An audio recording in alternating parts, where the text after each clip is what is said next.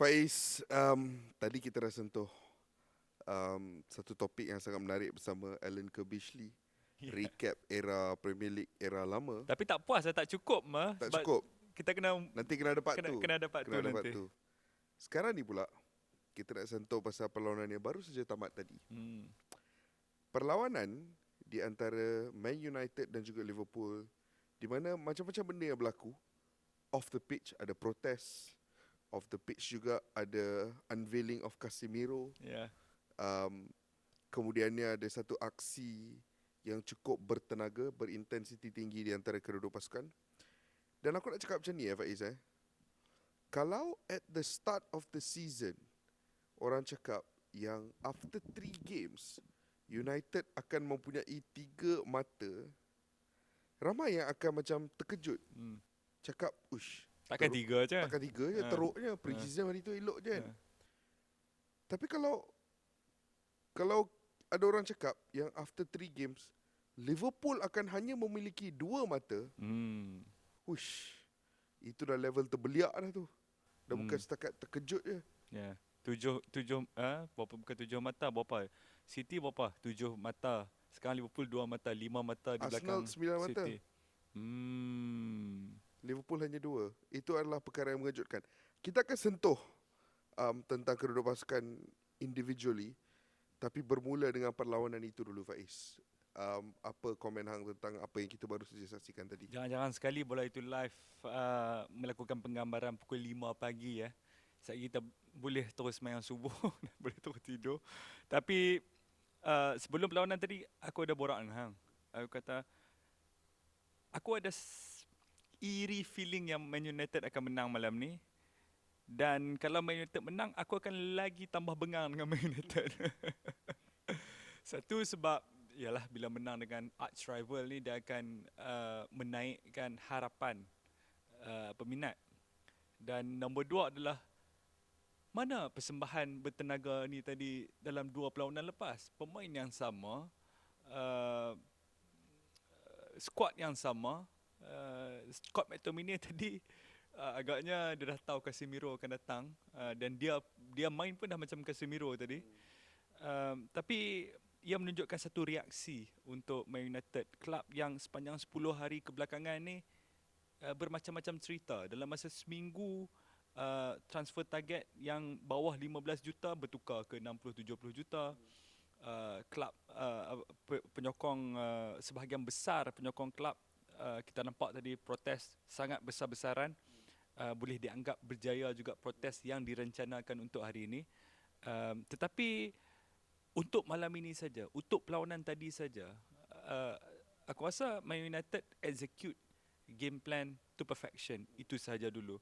Daripada segi kekuatan, Liverpool tidak dapat menurunkan squad dengan kekuatan penuh kerana injury list itu terlalu panjang.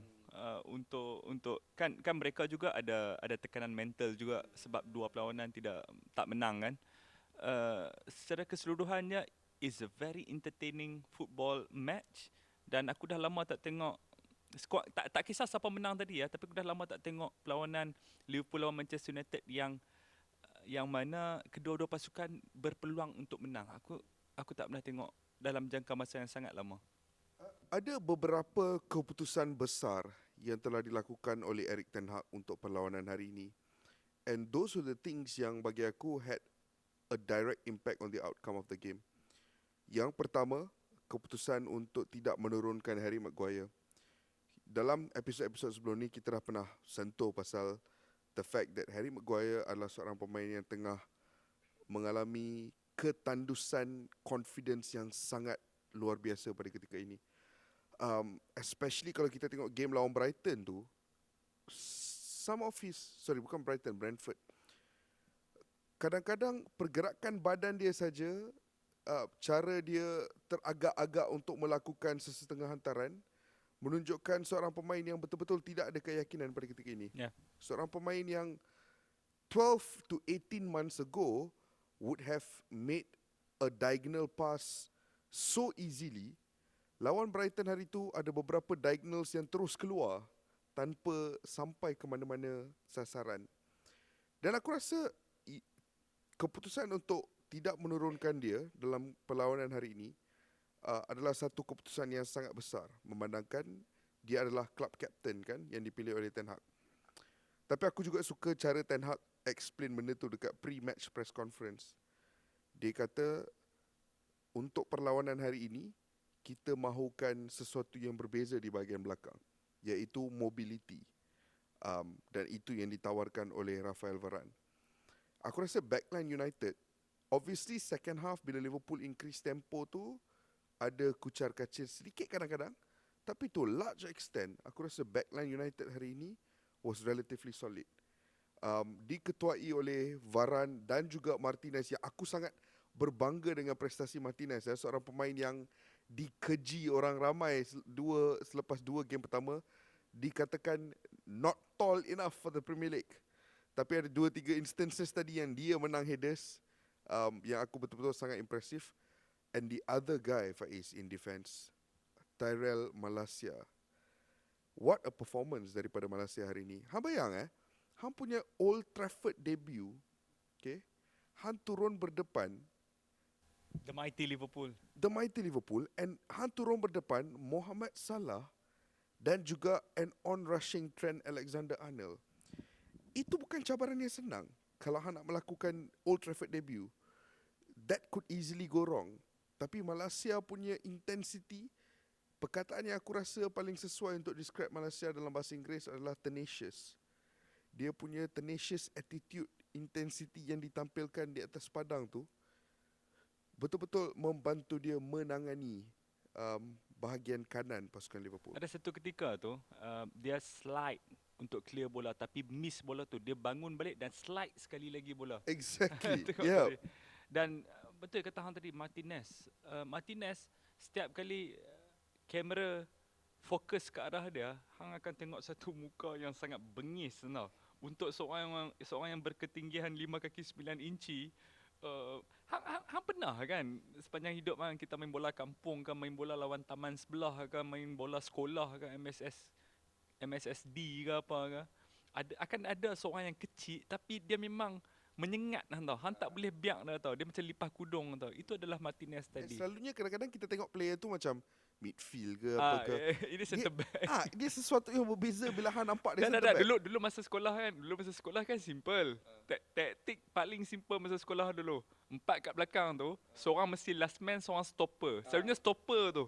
Yes. Paling-paling pun stopper tu. Dia takkan jadi last man, kan? Tapi ini dialah last man dan dialah stopper pada perlawanan ini. Dan kalau hang tengok, aku nak sentuh sikit pasal game plan kedua-dua pasukan. Klopp sangat mengetahui yang sekejap lagi kita akan ke Liverpool. Aku ke Manchester United dulu, pasukan tuan rumah pada malam ini. Di separuh masa pertama, hari ini aku sangat berbangga lah. Sebab bukan senang, bukan hari-hari hang dapat tengok bola dengan Jody Morris, Alan Kebishley dengan Gary Stevens tadi. Dan juga kawan kita, Adama Traore Karutas. Tadi aku tengok dengan mereka tadi, so sempat berbincang juga. Ada satu pattern di separuh masa pertama dan aku pasti ini adalah apa yang diarahkan oleh Ten Hag, McLaren dan juga Van de Gaag, iaitu banyakkan menyerang di sebelah Trent Alexander-Arnold. Hasil dia dalam masa 15 minit pertama ada 2 foul at the edge of the box daripada Trent Alexander-Arnold. Dia sangat bergelut dalam separuh masa pertama dan itu satu taktik yang kita dapat kesan lah. Bukan aku sendiri yang kesan kita bersama-sama dengan expert tadi ya. Dan nombor 2 adalah bagaimana Eriksen begitu dekat dengan McTominay. Sekiranya apa-apa terjadi kepada McTominay, dia fumble ke apa, dan kita tahu McTominay juga mempunyai krisis keyakinan. Dia memang dikeji serata dunia oleh peminat Manchester United. Tapi pada malam ini dengan 2 taktik yang aku rasa agak simple dan juga peningkatan intensity dalam permainan Manchester United, itu membuahkan hasil. Apabila Martinez dan juga ataupun Varane lah dan juga Malacia menggantikan kedua-dua Maguire dan juga Luke Shaw, peminat dah minta benda ni terlalu lama, Kish. Terlalu lama. Kenapa peminat minta benda ni terlalu lama? Sebab dia tadi supaya pertama sekali hang cakap tadi pasal mobility, sangat mobile. Dan kita tengok Luke Shaw tidak berada pada tahap yang tertinggi dalam dua perlawanan awal. Bila Malaysia mempamerkan permainan sebegitu rupa, secara tak langsung hang tengok Dalo punya workload pun decrease. Ya. Jadi makin seimbang, terhadap kedua-dua pasukan. Itu adalah daripada sedikit sudut taktikal yang kita dapat ambil daripada Manchester United, Kish. Lagi satu pertukaran besar, perubahan besar yang dilakukan oleh Ten Hag untuk perlawanan hari ini adalah keputusan untuk tidak menurunkan Cristiano Ronaldo.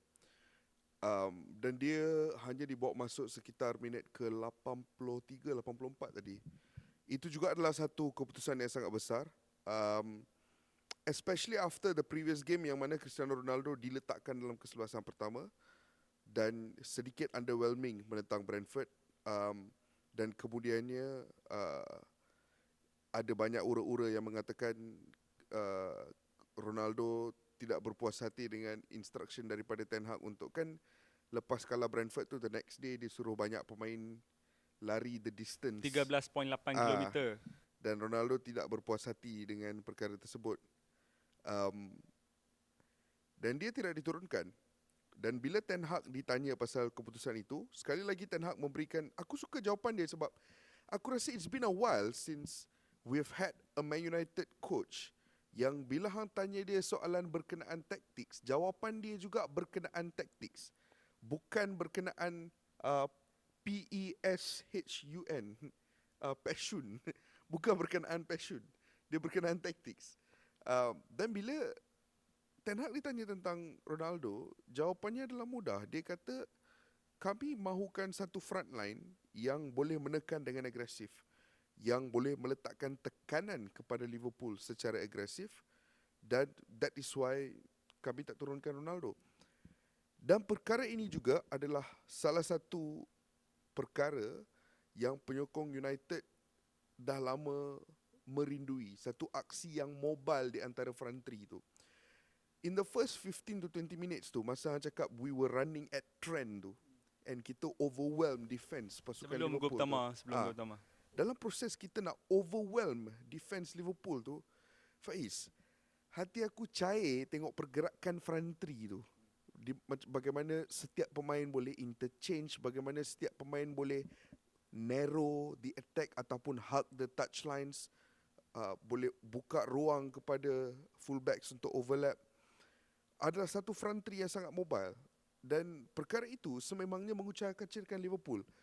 Kerana mereka tahu squad United ini hang tak ada satu in this game, in the context of this game, hang tak ada satu target man yang hang kena mark out of that game. Dalam game ni ada 3 orang kat depan tu yang boleh score. Hang tengok posisi Jadon Sancho ketika dia score tu, itu adalah posisi yang Jadon Sancho wouldn't be in sekiranya ada satu klasik number 9 yang control zone tu. Tapi disebabkan front three itu sentiasa interchange, Sancho boleh masuk sedalam itu dan dia boleh menari di dalam kotak penalti Liverpool, boleh buat shuffle dalam kotak penalti Liverpool tu untuk menjaringkan gol.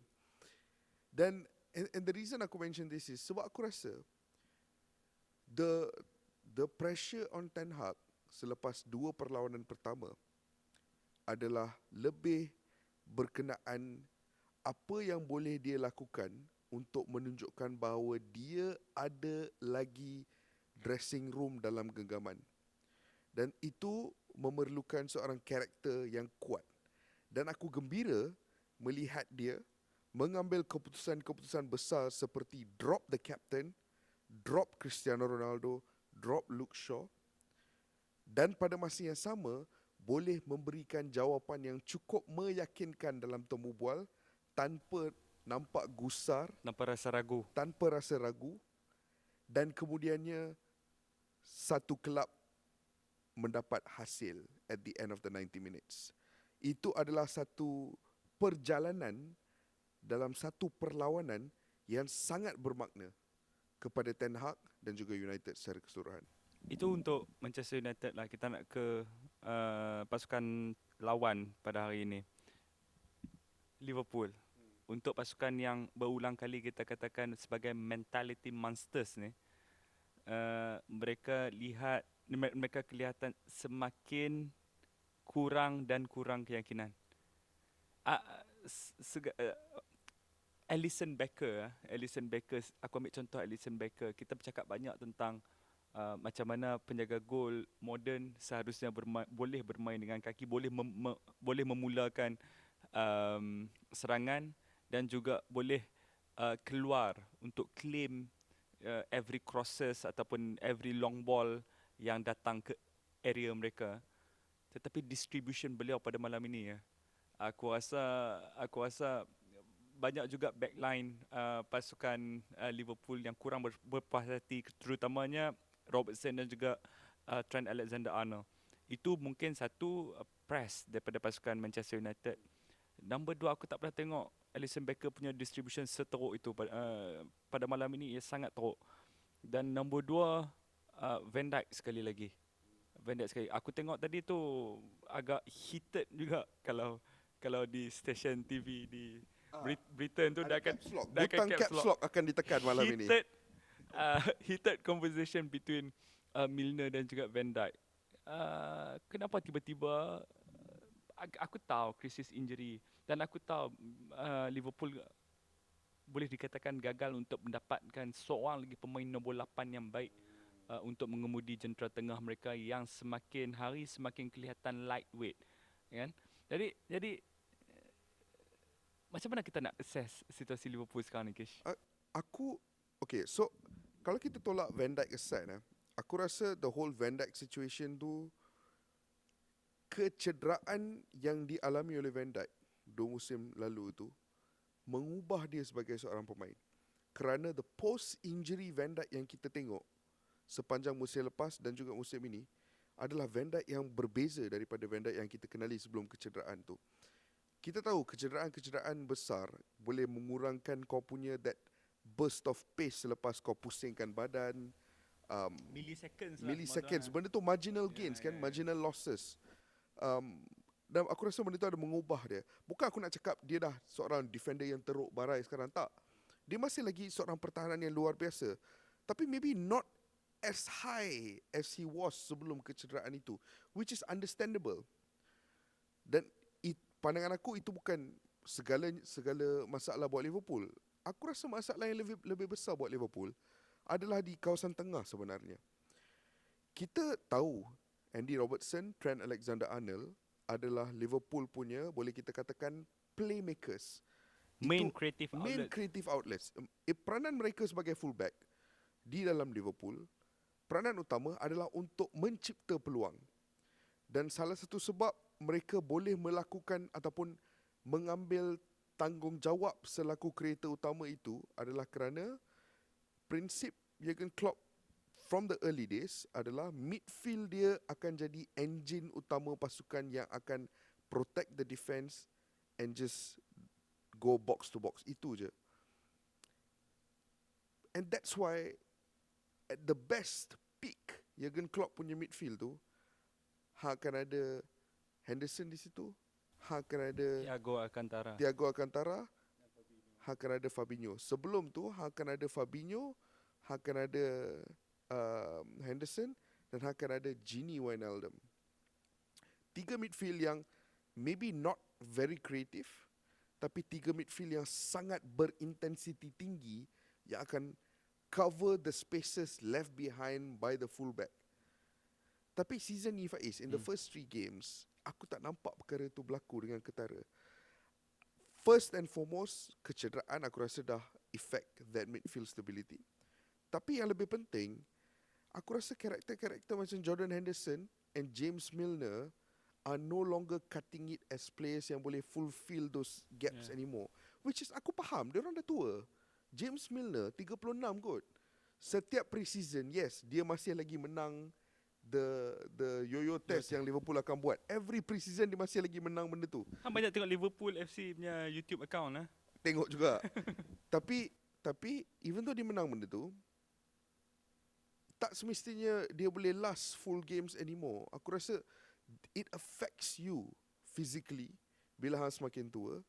Dan aku tak rasa Liverpool boleh bergantung kepada karakter-karakter sebegini. And that's why dari dulu sampai sekarang aku masih lagi pelik yang diorang tak cuba dapatkan seorang lagi dynamic 8 macam Gini Wijnaldum tu. Dan kenyataan bahawa James Milner yang akan masuk umur 36 tak lama lagi, terbabit dalam ketiga-tiga perlawanan pertama Premier League pasukan Liverpool, itu adalah satu warning sign yang sangat ketara. Bukan hujung musim lepas, March lalu ketika aku tampil di Borak-Borak Botak, aku katakan ketika itu Liverpool menang. Aku ditanya, macam mana Liverpool boleh improve dengan skuad yang pada ketika itu nampak sempurna. Aku kata kena ada satu lagi pemain nombor 8. Thiago Alcantara tidak akan bermain 40 perlawanan. Ya, let's face it, dia tak akan main 40 perlawanan setiap musim. Paling-paling pun 27-28 perlawanan. Henderson, ya, dia memang ada standard dia, tetapi dia juga perlu disokong dengan sistem ataupun pemain-pemain lain yang tepat kan. Dan dia pun dah semakin tua. Dia pun dah semakin tua, let's face it. James Milner, sekali lagi 36, a very good servant, top pro, tapi tidak mungkin dia akan mainkan 40. Jadi di antara semua, Fabinho juga akan masuk umur 30 tahun. Kita semua tahu benda tu. Jadi siapa lagi pemain dalam keseluruhan midfield pasukan Liverpool ni yang boleh main 40 perlawanan satu musim? Kish, hang namakan kat aku. Adakah ia nabi kita? Oh, tidak sama sekali. Aku rasa ramai penyokong Liverpool pun akan bersetuju dengan aku. Tapi itu aku sempat dari tu tengok yalah media sosial kan, kita tengok selepas perlawanan. Hang banyak tengok benda-benda yang merepek sekarang ni, Faizan. Bukan. Dah start lah tu. Aku rasa penyokong Liverpool, penyokong Manchester United ni memang dah geram lama. Dia orang take aim dekat Van Dijk tadi. Dia orang tulis, there you go, best defender in the world, defended with aura again. Aku macam Bahaya.